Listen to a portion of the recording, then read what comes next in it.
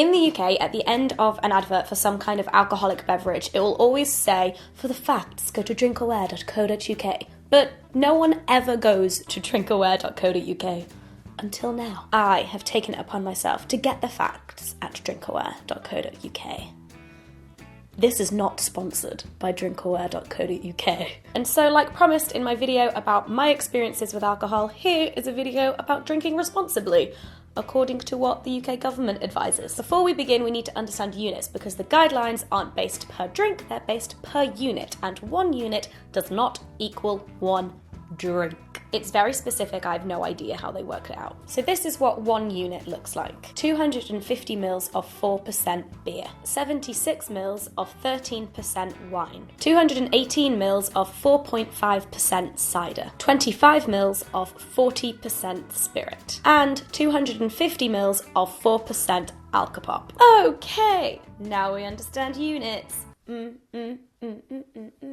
How many units can I have per day / per week? The recommended limit is 14 units per week for men and women. You're not supposed to have the 14 units all at once. You need to spread out your drinking, and it goes without saying, but eat food, drink water, and also have drink-free days. Okay, so what does 14 units look like? 14 units is 6 pints of 4% beer. 14 units is 6 glasses of 13% wine. 14 units is 14 shots of 40% spirit. So technically having 2 shots of vodka a day is adhering to the UK guidelines.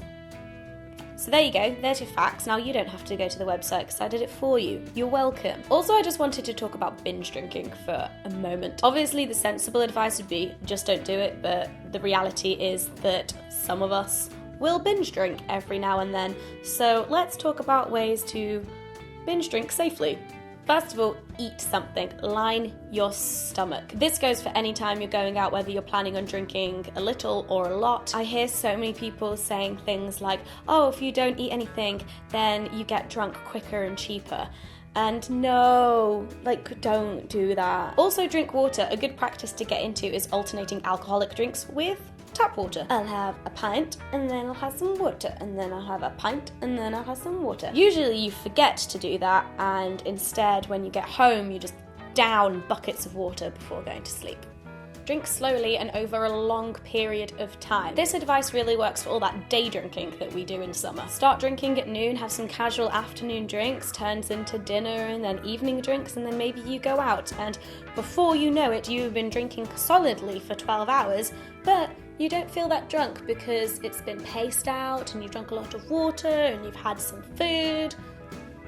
All good. Not sure the government would advise that, but they did say drink slow and over a long period of time, so that's just how I'm interpreting it. This last tip is one that I always do, which is at a certain point, just stop ordering alcohol and start drinking water. So if I'm going out to a club maybe around 1 a.m, I'll just stop drinking booze and then I'll just start ordering water. There's always that tendency of when you hit your peak and then you go 1 drink over and then it's just down. So I just stop before I get there and then just drink water for the rest of the night. It keeps my energy up and it sobers me up a bit, so getting home is a lot easier and safer and less of a hangover in the morning. Also cheaper. Driving. This has never been an issue for me because I've always lived in cities with public transport and none of my friends drive. But in places like the US where a lot of people drive from a really young age, I can imagine that drink driving is a bit of an issue. There's no unit limit for when you can and can't drive because it's based on your height and weight and your age and a whole bunch of other things.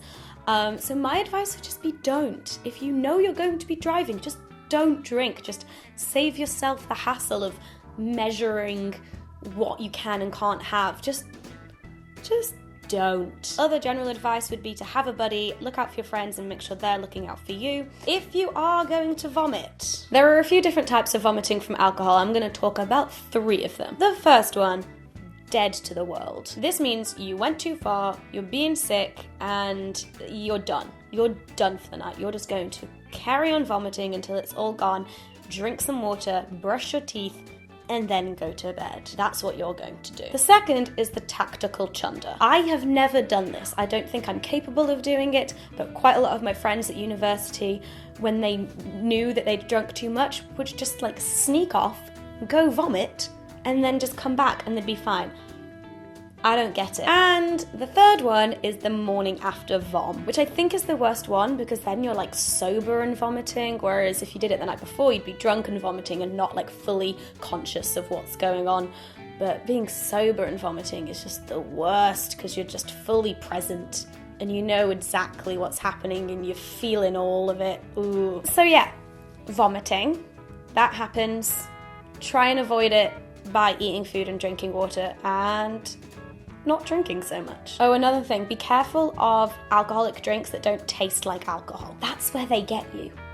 Those really sweet, colourful, nice tasting cocktails, and you're like, oh, there must be no booze in this. I can't taste any of the booze. And then, whoops. So you know how I said that the UK advises you have a maximum of 14 units of alcohol per week? Well, it's obviously different in different countries, and I found this article on The Guardian that has the numbers. So here's the recommended weekly unit intake for Spain, the US, Ireland, Czech Republic, Denmark, New Zealand, Australia, Japan, and the UK. It's pretty interesting that there's no global consensus on this, so it is kind of a cultural thing. Some nights when I go out I'm feeling British, and some nights when I go out I'm feeling Spanish. Of course, alcohol is still a drug and you can get addicted. If you're having any troubles with alcohol addiction, I'll leave some links in the description with more information and support. Alright, thanks for watching. Please give the video a thumbs up if you enjoyed it, especially for that stop motion, eh?